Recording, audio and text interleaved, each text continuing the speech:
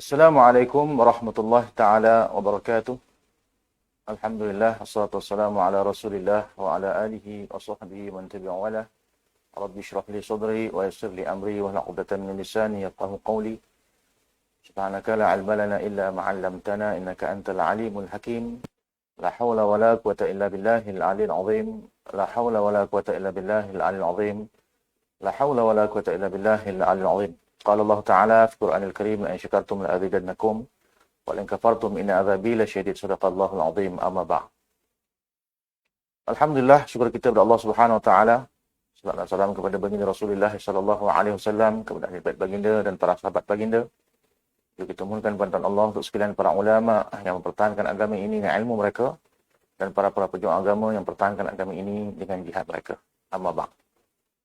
Hadirin hadirat yang dirahmati dan moga-moga dirahmati oleh Allah Subhanahu wa taala sekalian. Alhamdulillah sekali lagi dapat kita bersama dalam sesi Celik Nurani dalam segmen Celik Akidah. Alhamdulillah pada pagi ini kita akan membicarakan tentang tajuk perbuatan Allah Subhanahu wa taala ataupun af'al Allah Subhanahu wa taala.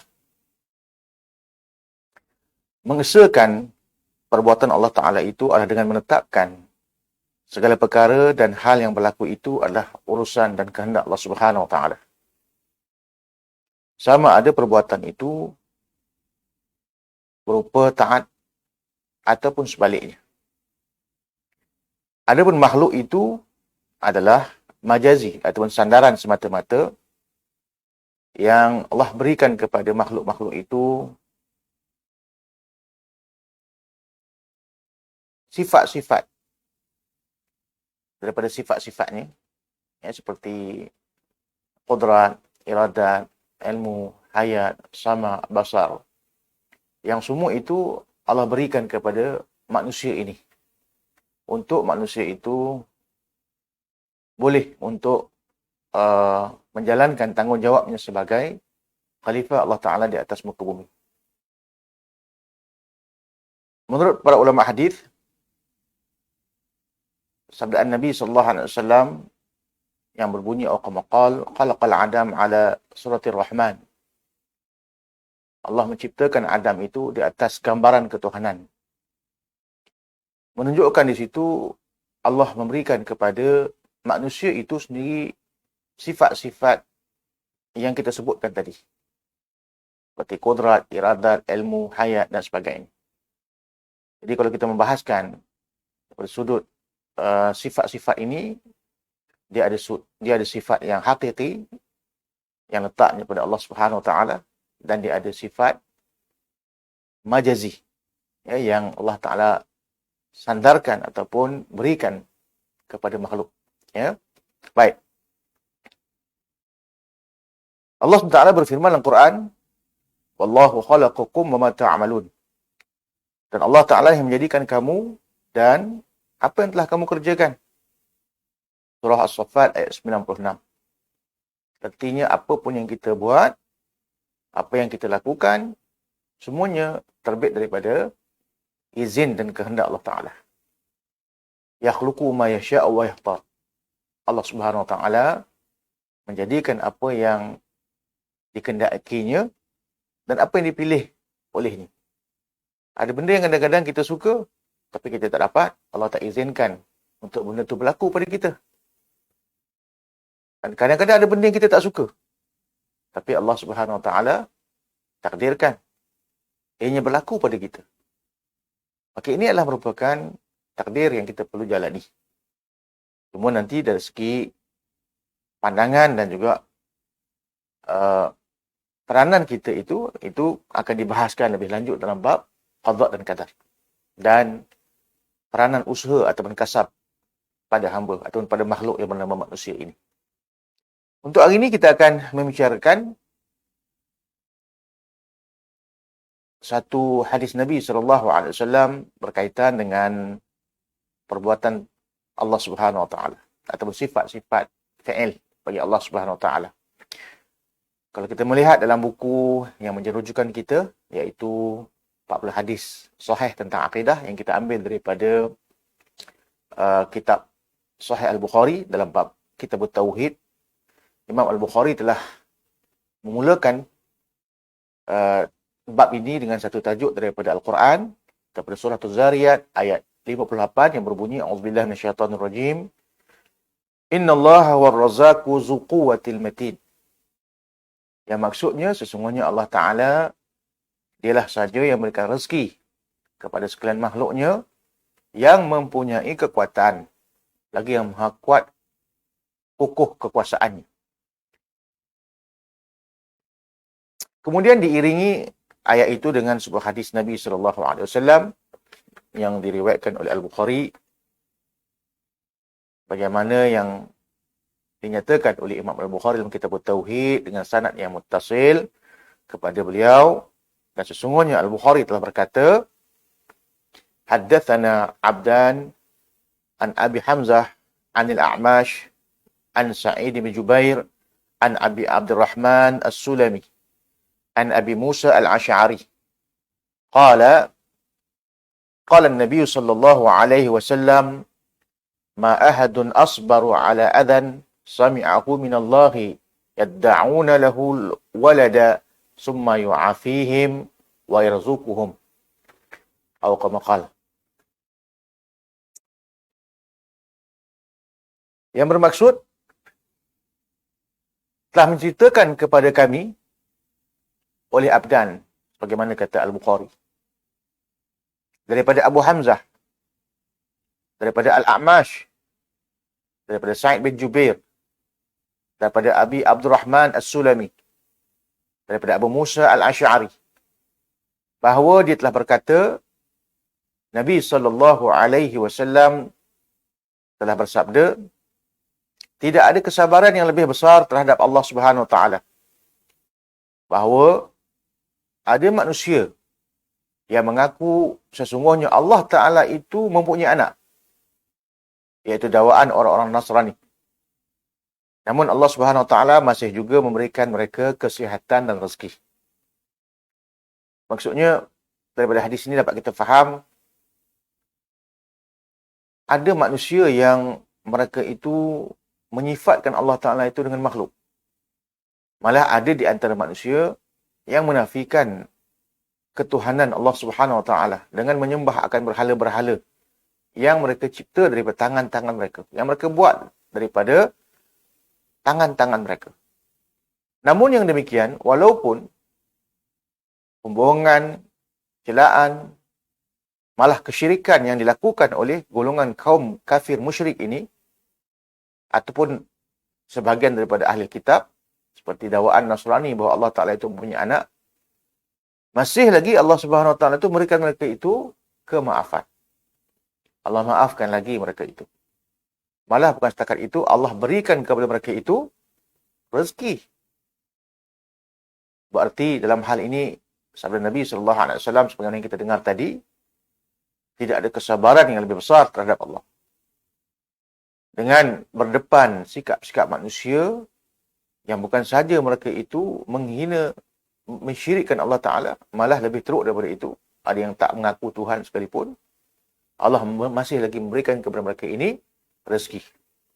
Masih lagi Allah Ta'ala menyambung akan hayat mereka. Sampailah kepada ketetapan yang telah ditetapkan. Maksudnya kalau kita nak kiaskan dengan kita, manusia ni, kalau orang buat jahat dengan kita, dengan jahat yang mungkin menfitnah kita, takkan mungkin kita nak buat baik dengan dia. Ya, orang ni pernah kata kita macam-macam benda lah. Tiba-tiba satu hari dia minta tolong kat kita, tolonglah saya ni ada kesusahan. Mungkin saya nak pinjam duit sikit, boleh tak? Kalau kita lah berdepan dengan keadaan macam tu, Masya Allah, dalam keadaan yang demikian, tentulah kita akan menolak untuk kita membantu orang yang menghina dan menfitnah kita. Namun tidaklah bagi Allah, bahawa Allah Subhanahu Wa Taala itu sangat pengasih, sangat penyayang. Malah Allah Ta'ala memberikan rezeki kepada mereka-mereka yang mensyirikkan Allah Subhanahu Wa Taala. Apatah lagi kepada orang yang taat dan patuh kepada perintah Allah. Malah Allah Ta'ala berikan lagi rezeki kepada mereka. Kerana bersyukur di atas nikmat yang telah Allah Ta'ala kurniakan kepada mereka. La in syakartum la azidannakum. Kalau kamu itu bersyukur di atas nikmatku, aku akan tambah bagi kamu itu nikmatku, kata Allah Ta'ala. Baik. Jadi, ini adalah merupakan kefahaman kita terhadap hadis Nabi SAW yang kita baca tadi. Baik, keterangan hadis. Pada permulaan tajuk bab ini, Al-Bukhari meletakkan firman Allah Ta'ala, Inna Allah wa razaqu zu quwwatil matin. Daripada surah Zariyat ayat 58 yang bermaksud, sesungguhnya Allah Ta'ala dialah sahaja yang memberikan rezeki kepada sekalian makhluk yang mempunyai kekuatan, lagi yang maha kuat kukuh kekuasaan. Ibn Battal menyatakan pada bab ini mengandungi dua sifat Allah Ta'ala, iaitu sifat zat dan sifat perbuatan. Ya, ada sifat zat, ada sifat perbuatan. Ar-Razzaq yang bermaksud memberikan rezeki adalah sifat-sifat perbuatan. Kerana ada yang diberikan rezeki.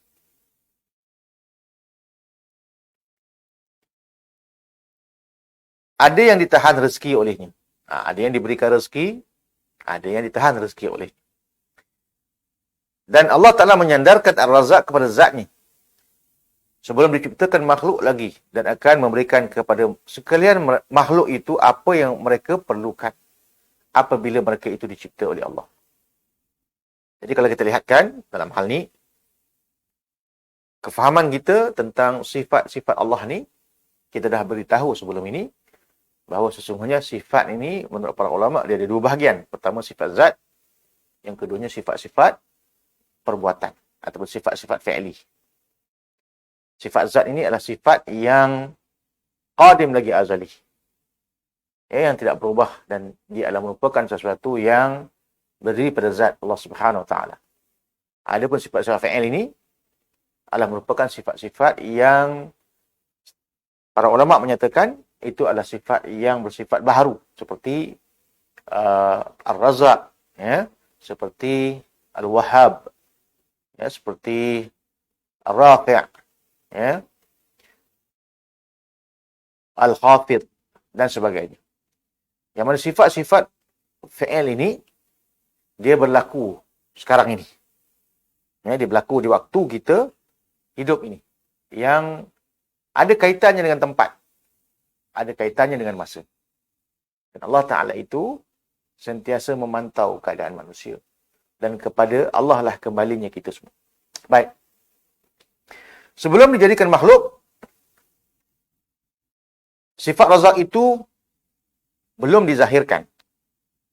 Sehingga kan apabila makhluk-makhluk itu terjadi. Jadi ketika mana makhluk tak dijadikan, sifat Razzaq itu belum dizahirkan. Ya. Ataupun kita katakan sifat mematikan atau menghidupkan. Allah yuhyi wa yumit. Maka di waktu sebelum jadi makhluk, sifat-sifat itu belum dizahirkan. Maka apabila makhluk itu zahir, maka barulah kemudiannya sifat-sifat itu dinyatakan.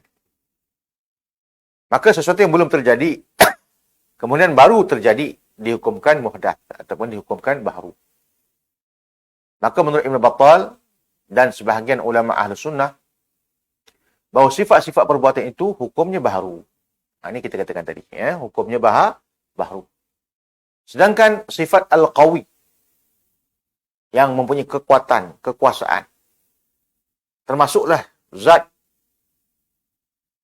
Maka ini adalah merupakan ini yang dimaksudkan dengan sifat zat.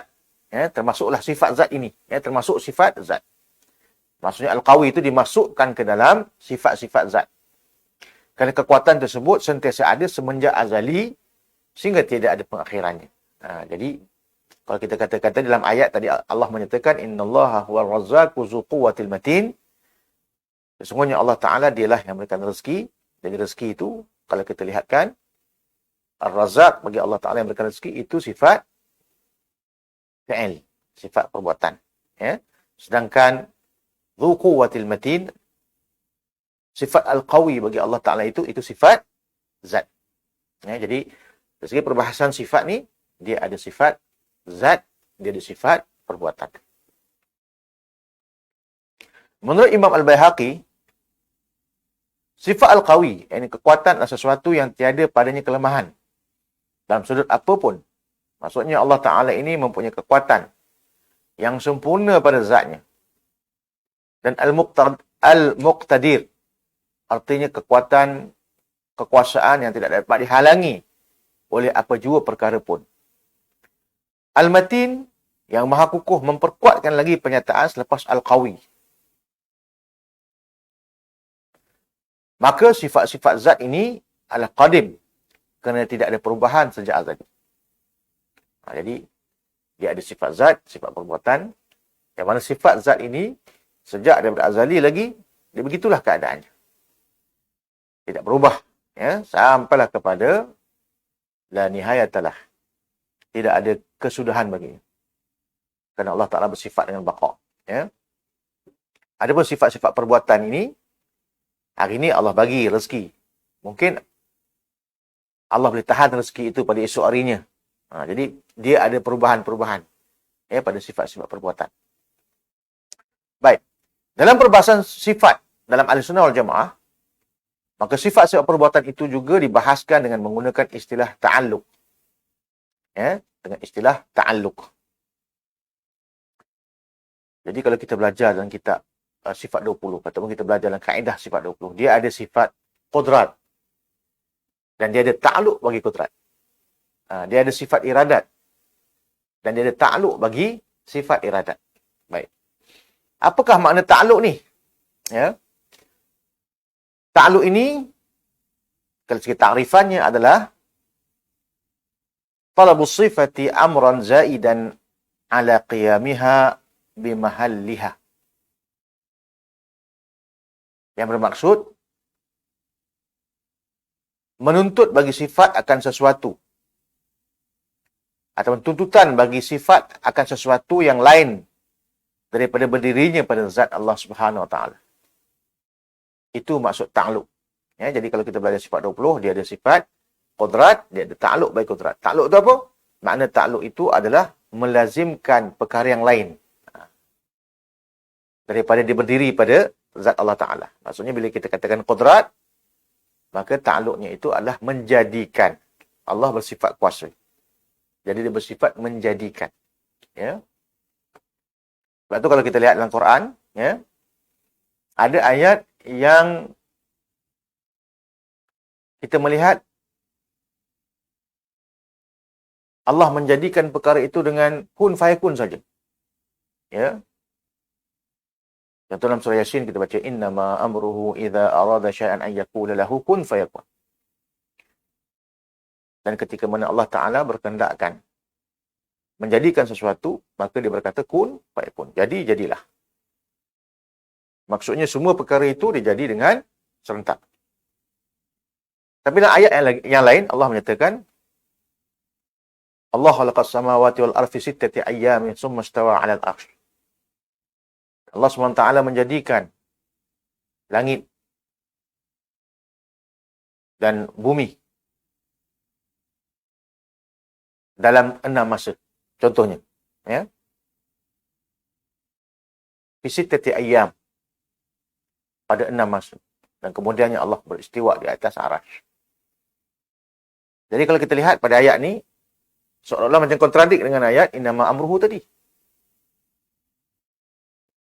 Dalam ayat innama amruhu idza arada syai'an yaqulu lahu kun fayakun, Allah jadikan satu kali kun, semuanya siap. Tapi yang ini ada 6 masa pula. Jadi di sini kita kena faham. Bila kita melihat kepada ayat dalam surah Yasin itu, Allah menyebutkan innama amruhu idza arada. Perkataan iradah ada kat situ. Allah berkehendak menjadikan sesuatu dengan hanya mengatakan kun fayakun. Jadi maka jadilah. Maka kita faham kat sini. Ini adalah konteks ayat pada menyatakan sifat zat. Sedangkan ayat pada Allah menyatakan fi sittati ayyam. Allah menjadikan langit dan bumi itu dalam 6 masa. Allah menjadikan perkataan khalaqah. Wallazi khalaqas samawati wal ard fi sittati ayyam. Dan dialah yang menjadikan langit dan bumi dalam 6 masa. Di situ ada perkataan khalaqa.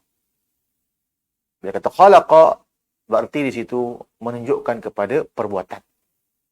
Maka sifat yang dimaksudkan di sini adalah sifat perbuatan. ataupun sifat fi'li. Tadi sifat zat, ini sifat fi'li. Maka kalau sifat zat, kun fayakun. Jadi jadilah. Dalam keadaan Allah berkehendakkan segala sesuatu. Daripada sudut penciptaannya, ya, di dalam ilmu Allah Subhanahu Wa Taala. Tapi bila mana nak dizahirkan tadi, dia perlu proses. Dia perlu masa. Dia ada kait-mengait dengan masa. Dia ada kait-mengait dengan proses. Maka di situ, dia pergi kepada sifat perbuatan. Ya, baik.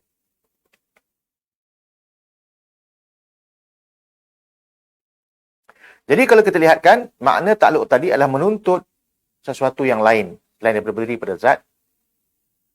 Contohnya, sifat qudrah.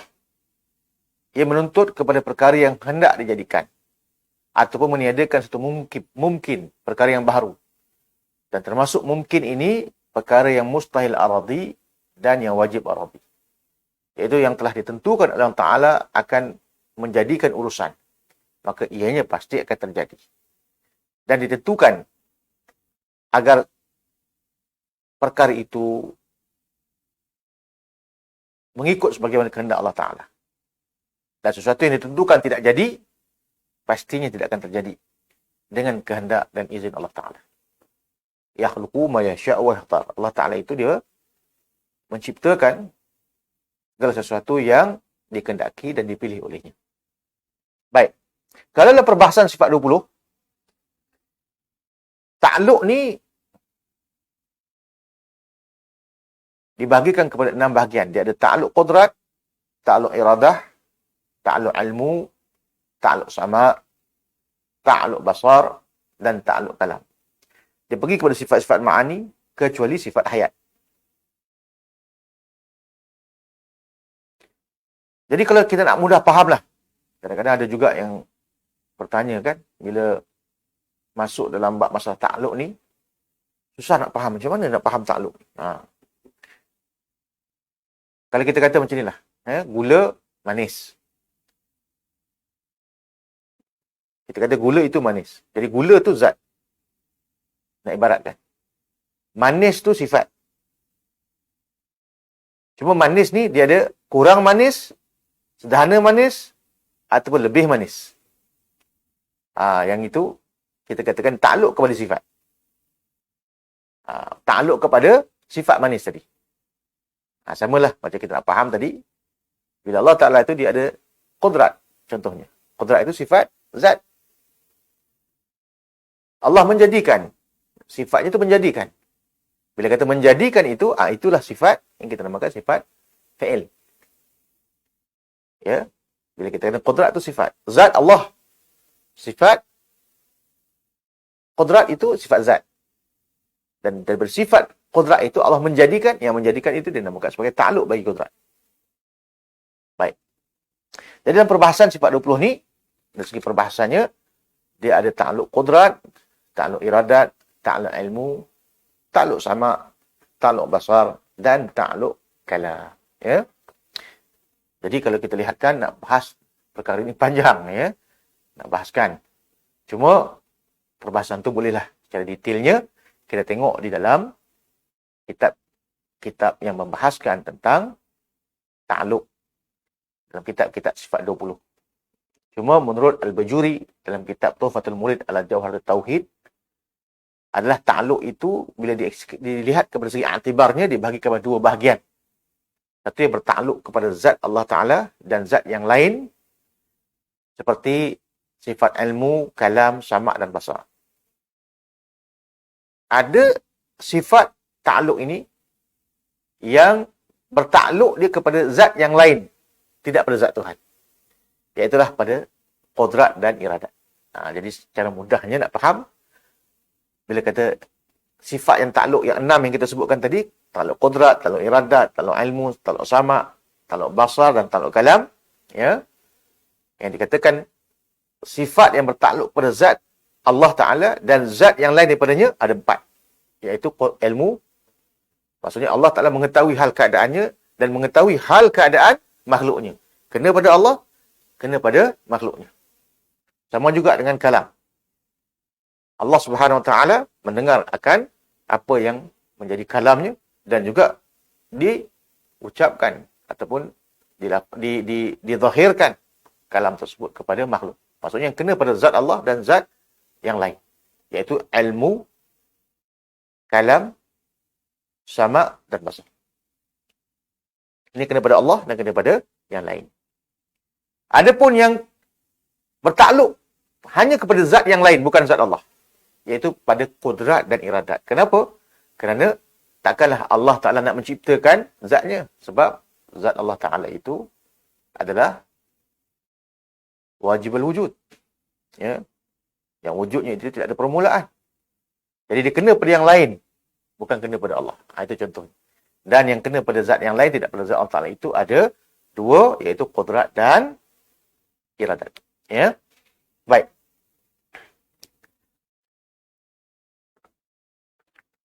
Untuk lebih faham dan lebih detail, boleh rujuk kepada buku hadis 40 hadis sahih tentang akidah ni, 40 hadis sahih tentang akidah ni yang menjelaskan berkenaan dengan pendetailan, perincian terhadap perkara ini. Baik. Dalam masa yang begitu terhad ni, kita lihat kepada hadis yang kita baca tadi, kembali kepada perbahasan hadis dalam bab ini. Ibn Hajar menyatakan, lafaz asbaru dalam hadis yang bermaksud sangat-sangat sabar, sebenarnya adalah salah satu bernama-nama Allah SWT, iaitu As-Sabur. Allah Ta'ala itu ada namanya As-Sabur, yang maha penyabar, yang memberikan erti tidak ada yang lebih sabar daripada Allah. Dalam kefahamannya, iaitu Allah tidak segera menghukumkan pelaku maksiat dan golongan kafir yang menyatakan macam-macam perkara kepada Allah, yang mereka itu mensyirikkan Allah, yang mereka itu menafikan akan uluhiyah Allah Subhanahu Wa Taala. Manakala lafaz azab, yang berarti kesakitan, adalah hal-hal yang menyakiti para nabi dan rasul serta orang saleh. Jadi kalau kita tengok dalam hadis tadi yang kita baca, bahawa Nabi sallallahu alaihi wasallam telah bersabda, ma ahadun asbaru ala adha sami'ahu minallahi yadda'una lahu walada thumma yu'afihim wa yarzuquhum. Tidaklah seseorang itu lebih besar kesabarannya melainkan Allah Ta'ala, yang apabila orang Nasrani mendakwa bahawa Allah Ta'ala itu mempunyai anak, iaitu mensyirikkan Allah, sedangkan Allah memaafkan dan memberikan mereka rezeki. Jadi maksud perkataan azab itu artinya memberikan kesakitan yang lebih sakit kepada Allah. Artinya Allah Ta'ala ini sebenarnya dia tidak terkesan pun dengan apa yang makhluk buat. Allah tetap dengan kemuliaannya begitu. Tetapi yang dikatakan lafaz azab itu maksudnya apa? Maksudnya yang menyakitkan itu adalah kenanya pada para nabi dan rasul serta orang saleh. Kerana tidak mungkin hal itu terkesan pada Allah Subhanahu Wa Taala. Kerana Allah Ta'ala itu maha suci daripada bersifat kekurangan dan daripada kekurangan itu sendiri. Maka Allah Subhanahu Wa Taala tidak menangguhkan kemurkaan itu secara terpaksa, tetapi atas dasar keutamaan, iaitu memberikan kepada mereka itu untuk bertaubat.